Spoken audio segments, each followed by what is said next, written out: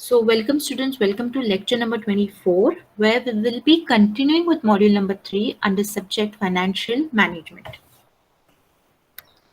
So if you all remember, unit number 3 was sources of financing and cost of capital, where we have already covered the theory. Okay, we have also seen problems and theory on what is the cost of raising the capital. Okay, how to calculate the cost of raising capital. It may be debenture capital, preference capital, term loans, equity capital, retained earnings. We had already finished seeing also how to calculate the weighted average cost of capital and marginal cost of capital.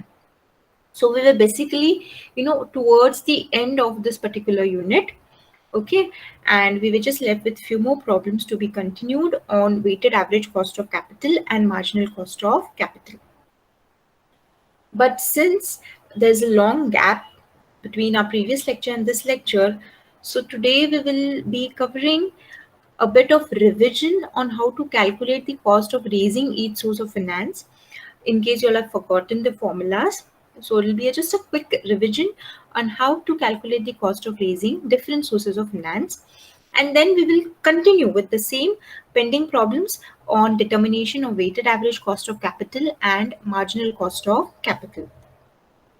So first we had seen, when we begin with this unit, we had seen how to raise the cost, how to raise the finance with the help of issuing debentures and how to calculate the cost in respect of that. So let us first revise the formula for calculating KD. Now K stands for cost, D stands for debentures. So when I see formula for calculating KD is cost of calculating the debentures, like when you're raising the finance with the help of debentures.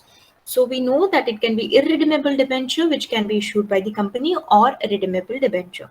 If it is irredeemable debenture, that means the debentures are issued for an unspecified period of time. There is no time period given for which the number of years for which the debentures are being issued. Redeemable debentures means these debentures are repayable. The amount which had the finance that was collected by issuing debentures will be repaid after a specified period of time. So that means redeemable debentures. Now there is again before tax and after tax in case of irredeemable, as well as in case of redeemable it is also before tax and after tax. So what is the formula? KD is equals to I divided by NP into 100. Obviously, you all know that the cost for raising debentures is obviously giving interest to the debenture holders. So here I stands for interest, N stands for net proceeds. That is when you are issuing debentures, what is the amount you're going to get from the debenture holders. You know, it can be issued, debentures can be issued either at par, premium or discount. So based on that your NP will be determined. So it is I divided by NP into 100. Now when it is mentioned that it is after tax, only the addition that you need to do in this formula is multiply it with 1 minus T, where T is standing for your tax rate. Similarly, for redeemable debentures, you have before tax and after tax. Now, in redeemable debentures, only the word RV is new. The term RV is and N is new, where RV stands for the redemption value. That is when you're repaying back to the debenture holders, at what value are you going to repay it? And N stands for the number of years or the time period for which the debentures have been issued. So it is I again stands for interest plus RV, that is redemption value, minus the net proceeds divided by the number of years, the whole divided by RV plus NP divided by 2. Now, if it is after tax, the only change is to the same formula you're going to multiply with 1 minus T. That is nothing but the tax rate. And we also know that interest payable on debentures is always calculated on the face value of debentures. And where will you get the percentage of interest? That is always along with the name of debentures. The percentage of interest will be prefixed. Like if it is 18% debentures which are issued by the company, that means 18% is nothing but the interest that has to be paid to the debenture holders. So the rate of interest will always be prefixed to the word of debentures. Next, formula for calculating KP. Now, KP was to calculate the cost of preference capital. irredeemable and redeemable again in case of KP. So you know the preference shareholders, they are entitled to get dividend. So obviously dividend will be the cost. So in case of irredeemable, it is PD divided by NP into 100, and in case of redeemable, it is PD plus RV minus NP divided by N, the whole divided by RV plus NP divided by 2 into 100.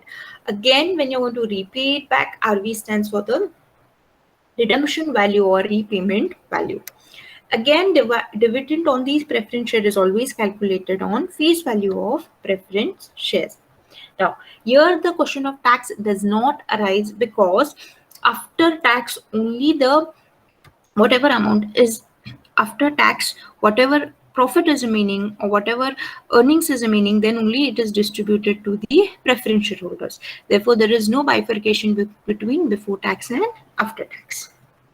Next, what is the formula for calculating KL? Now, KL stands for cost of term loans. So again, it is pre-tax. If it is pre-tax, it is only the interest rate, that is the cost to the company for raising finance through term loans. Similarly, if it is post-tax, it will be the interest rate minus 1 minus tax rate. Next, formula for calculating KE. Now, KE stands for cost of equity share capital, that is raising the finance with the help of issuing equity shares. So you have different approaches. Okay, you have to select any one approach depending upon the information given in the problem, number one, or number two, the problem itself will state which method you are supposed to follow in order to calculate KE. So the total 5 methods. So number one is dividend yield method, where the how do you calculate the cost of equity is D divided by MP into 100, where MP is the market price of the share, D is the dividend payable into 100, that is dividend per share. Next is dividend yield plus growth. So the only difference in the previous formula and this formula is where it is plus growth, just add the growth rate. Next is earnings yield method. So earnings yield method is earnings per share divided by market price into 100. Next is realized yield method. So in realized yield method, the formula is D1 plus P1, that is price at the end of the year divided by price at the beginning of the year minus 1 into 100. And then you have is the capital asset pricing model. As per this model, you can calculate KE by using the formula RF, that is return on risk-free rate of return, plus beta is nothing but the coefficient in the bracket rate of return on market portfolio minus the rate on that is risk-free return. So RF is the risk-free return. Okay, that is usually in case of FDs, there is no risk at all. Correct. So it is risk-free whenever you're investing in FDs. And this RM stands for the market rate of return. Okay. So by using this formula, you can calculate the K with the help of capital asset pricing model. So this was a quick revision for calculating the cost of KE. Next, to calculate the cost of KR. Now, KR is nothing but retained earnings. Okay, so remember always KR will be equal to KE. But if tax is given, only you need to multiply it with 1 minus tax rate. Suppose if tax and brokerage is given, you have to multiply with 1 minus tax rate because tax is given. And if brokerage is given, you have to multiply it with 1 minus B.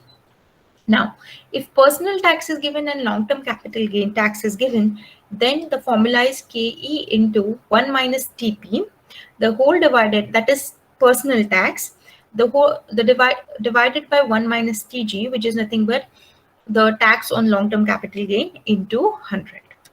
So this was a quick revision on calculating cost of retained earnings. Last part, what we had seen in this particular module was how to calculate the weighted average cost of capital and weighted marginal cost of capital. Now, marginal cost of capital we know is nothing but what is going to be the cost for raising the additional source of funds or for raising additional finance. What will be the cost? Additional cost, not the primary cost, but the additional cost. So we know, or we have already seen, the formula for calculating WACC will be whatever market and book value weights are derived for each source of finance, you're going to multiply it with the cost of capital of that particular source of finance, take a summation of it, and then you're going to get the weighted average cost of capital. So this is calculated for each source of funds which are raised. Next, formula for calculating weighted marginal cost of capital is marginal weights, that is the additional weights into the cost of capital. So maybe it may be through equity, preference, debentures. You're going to take a summation of each individual cost, each individual marginal cost, and then you're going to get the weighted marginal cost of capital. So this is for each source by which additional funds are raised.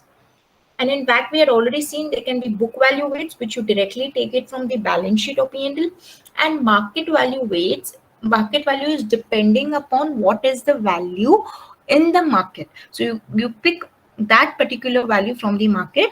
If in the exam it is given, use market value weights. And in case of book value, you're going to take the values of equity, preference, debentures, whatever is mentioned in the books of accounts. So by this we have finished revising the how to calculate the individual sources of finance which has been raised by the company, what is the cost associated, and we have also revised how to calculate weighted average cost of capital and weighted marginal cost of capital. So now we can continue with the problems on WACC and WMCC, that is weighted marginal cost of capital. Now, students, after this revision, are you able to, get it into your mind that what all we have studied? Are you able to remember? Yes, students? Yes?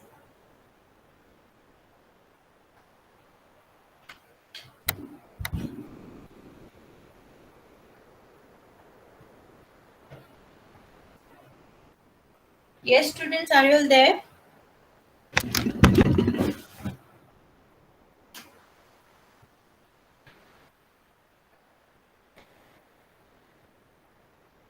Students, am I audible? Are you there? Yes? Yes, ma'am. Audible, ma'am. Okay. So whatever revision we have done, were you all able to relate it to whatever we have done in the previous lectures? Yes? Yes, ma'am. Okay, so now let us continue with the problems on WAC. We were just left with two more problems, which we will complete it today, and then by that we will be completing this module number 3.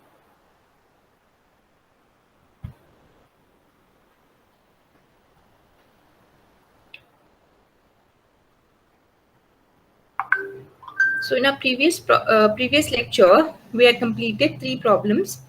Now moving ahead to problem number 4. ABC Limited wishes to raise additional finance. Now, can anyone tell me when the word additional finance has been used? So, what does it mean? It means the initial funds that is raised, or it means the marginal funds that has been raised. Can anyone tell me? When I say additional finance, does it imply to the marginal cost of capital or initial cost of capital? Yes? Marginal cost of Yes, capital. students?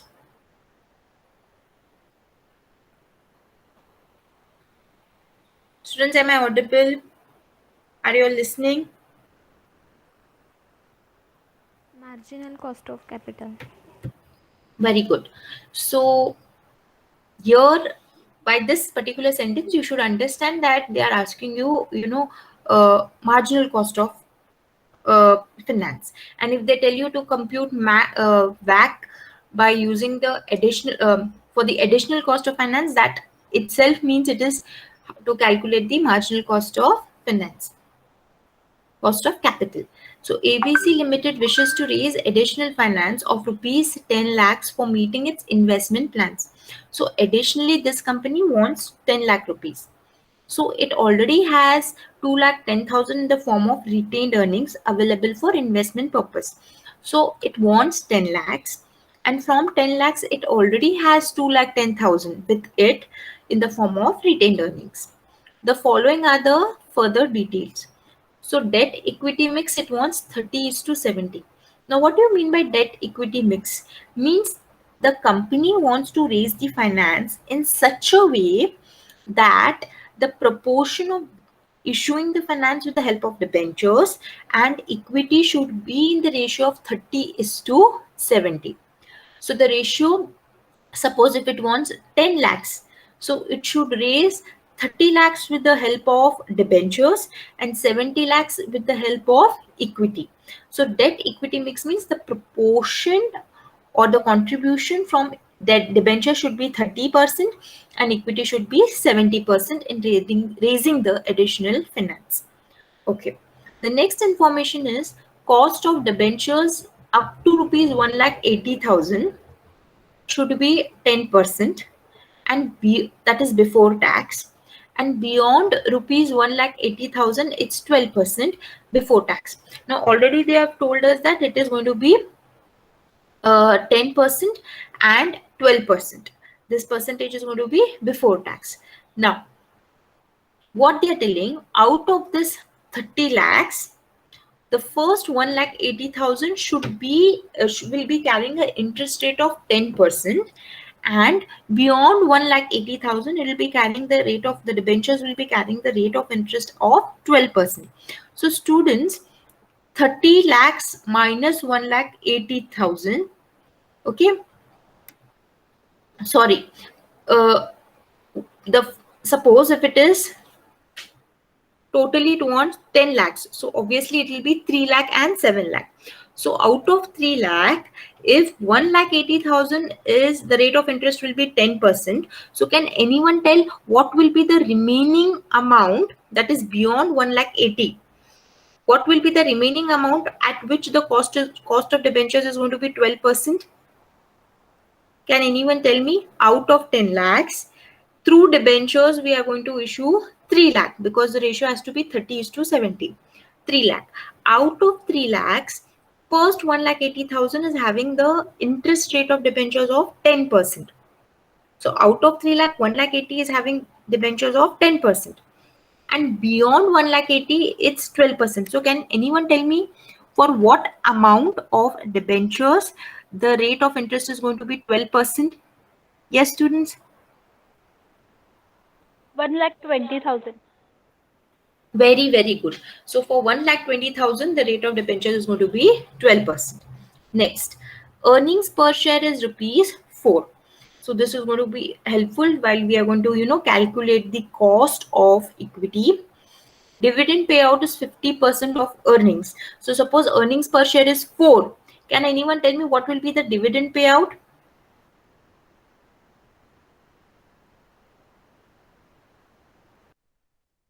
If 4 is the earnings, what is going to be? Yes? Earnings per share is 4. Dividend payout is 50% of earnings. Obviously, 4 into 50%, that is will be 2.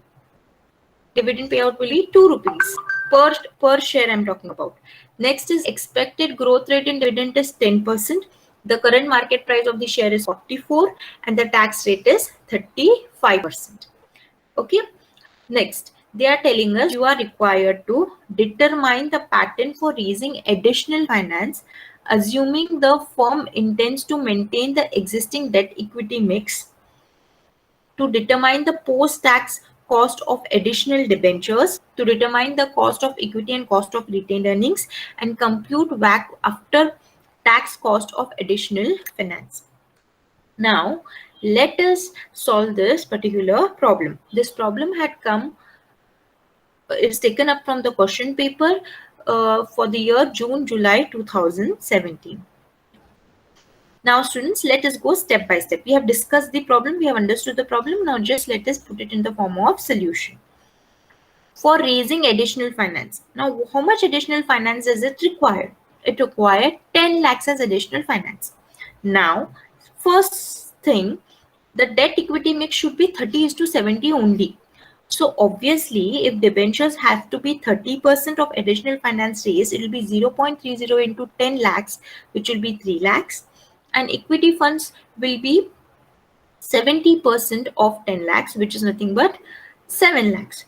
So here, now the company knows that it has to issue debentures worth rupees 3 lakhs And equity funds, it should issue in such a way where it is going to be, the amount is going to be 7 lakhs. And with the help of these two sources of finance, it can raise the additional finance of 10 lakhs. Okay. Now students, 7 lakhs, whatever amount is there here, you know that equity and retained earnings are the same, because retained earnings are those earnings which would have been given to the equity shareholders, but they are saved by the company. Actually, their right of retained earnings is always belonging to the equity shareholders, but they are saved, retained by the company. So out of 7 lakhs, which are the equity funds, 2,10,000 in the form of equity earnings is available with the company. So can anyone tell me 7 lakh is the total equity funds which the company wants to raise? Out of 7 lakh, already 2,10,000 is available with the company in the form of equity shares, sorry, in the form of retained earnings. So can anyone tell me what is the additional equity shares that the company has to issue? Yes, students, out of 7 4,90,000. lakhs, correct, 4,90,000. So let us just put all our, whatever we have spoken in the form of a table. See students, retained earnings 2,10,000 available to the company. Equity share capital, that is additionally what it has to, raise, is 4,90,000 as rightly said by a student. So the total of this comes up to 7 lakh. Next is debt funds that you can see here. Debt funds we want is worth rupees 3 lakhs. Correct?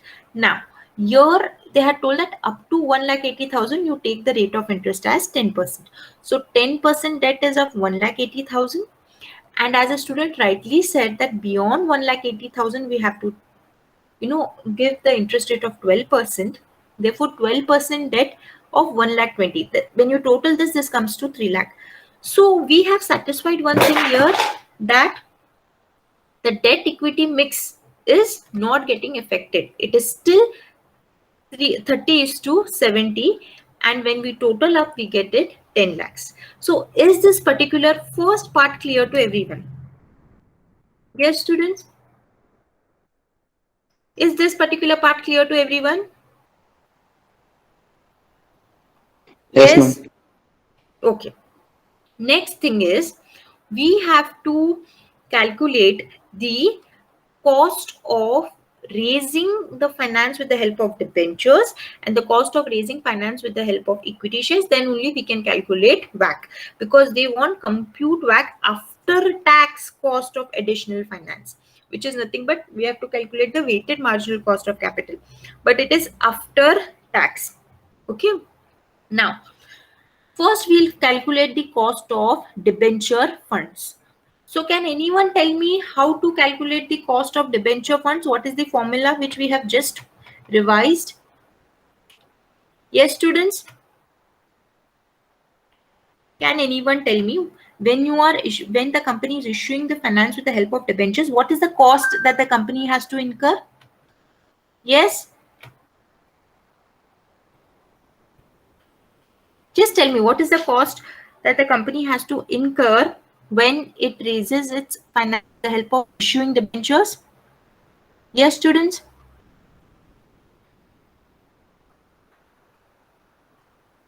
Students? Interest to the debenture holders, right? Interest what the company is paying to the debenture holders is nothing but the cost that it is incurring to raise the finance with the help of debentures. So it is 10% debentures for issuing 1,80,000. So can you all tell me what is the interest amount here? Just anyone can tell me what is the interest amount here? When I say 1,000, 18,000, ma'am. very good. Keep it in mind, 18,000. Now, 12% debentures is 1,20,000. Can anyone 1,20,000? Can anyone tell me what is the interest amount here? 14,400. Very good. So 14,400 plus 18,000. What is the total interest in issuing debentures? Can anyone tell me what is the total interest in issuing debentures? 32,400. 32,400. So you all can see here, students, that is the cost of debentures. The formula is obviously interest divided by the net proceeds. What do you mean by net proceeds? That is the amount that the company is receiving while issuing the debentures. So can anyone tell me what is the net proceeds here? How much is the company going to get when it is issued debentures? What is the value? What is the proceeds it will be getting? Yes. What is the amount that the company will be getting by issuing debentures? It is going to get 3 lakh rupees, right? So that is net proceeds. So interest, so the cost of calculating debenture we know is interest divided by NP in the bracket 1 minus T into 100. So interest is 32,400 divided by 3 lakh into 1 minus tax rate. That tax rate is given here 35%. So 0.35 into 100. When we solve this particular formula, we get the cost of debentures 7.02%. You all know how to solve this formula. First divide interest by NP. Whatever answer you get, then multiply with 0.65, and at last you have to multiply with 100 because you want the cost in percentage. Is this calculation clear to everyone? Yes, students? Yes?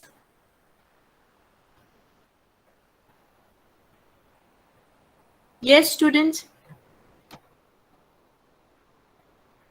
Yes, ma'am. Yes, ma'am. Okay. Next, we have to calculate the cost of equity. So we are going to calculate the cost of equity, that is D, by using this formula, dividend divided by market price plus growth rate, because information it is in the problems here. Dividend payout is given, the expected growth rate of dividend is given, the market price of per share is given. So which method are we going to follow, students? Can anyone tell me out of the 5 methods, which method are we going to follow in order to calculate KE? Yes? Dividend yield plus growth method, correct? Now, dividend telling us it is 50% of earnings. So earnings was 4, dividend 50% of 4 is 2. So dividend is 2. Market price is already given, that is 44. Okay, plus growth rate which is given is 10% into 100.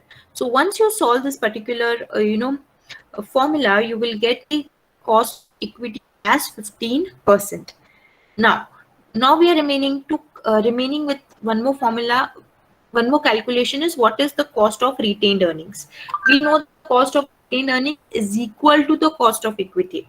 Therefore, if the cost of equity is 15%, cost of retained earnings is also going to be 15%. The last part that we have with is computation of weighted marginal cost of capital using the marginal weights. Okay, now in this we are going to have 3 sources, that is equity share capital, retained earnings and debt, because total additional finance that we had to raise is 10 lakh rupees. How did we get this 10 lakh rupees? We got 10 lakh rupees by issuing 4,90,000 in the form of equity shares, 2,10,000 we already had in the form of retained earnings, and we issued 3 lakhs with the help of debentures. Okay, now how do we calculate total? The next column that we do is for weights. Can anyone tell me how did I calculate these weights here? How is weights calculated and what is the meaning of weights? Can anyone tell me if you all remember my previous lectures? Yes, student? Yes, students?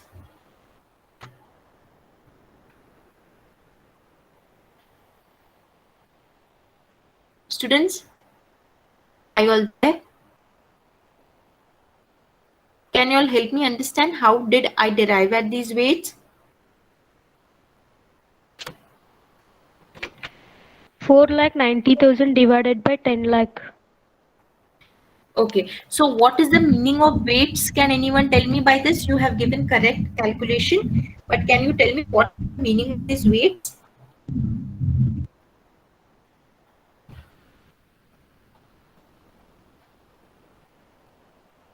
Yes?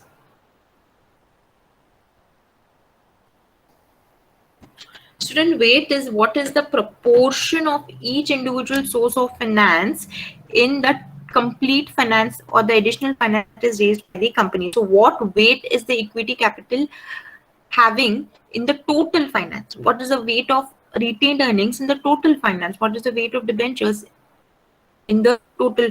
So that is nothing but weights. Then after tax cost, which we have already calculated here, is 15%, is the cost of capital for raising equity share capital.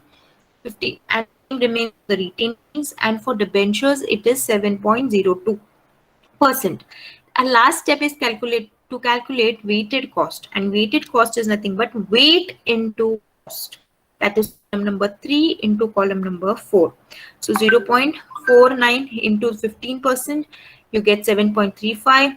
0.21 into 50%, you get 3.15.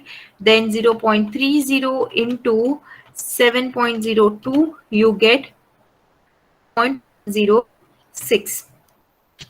So when you total all this, you will get 12.606, which you can round it off. So the weighted marginal cost of capital will be 12.1%. Is this problem clear to everyone? Yes, students? Yes? Yes, ma'am. Any doubt?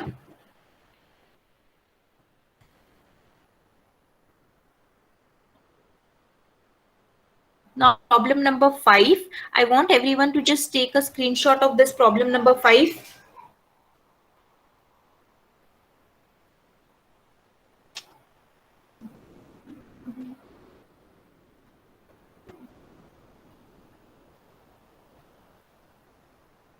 Okay, did everyone take the screenshot of this problem number 5? Yes, yes students? Yes, ma'am. Okay, I want you all to solve this particular problem. Okay, the solution we will give it in the next class, but just so that you all revise, so that you all remember whatever we have done in the previous lecture, I just want you all to give an attempt in solving this particular problem. We'll continue the rest in the next lecture.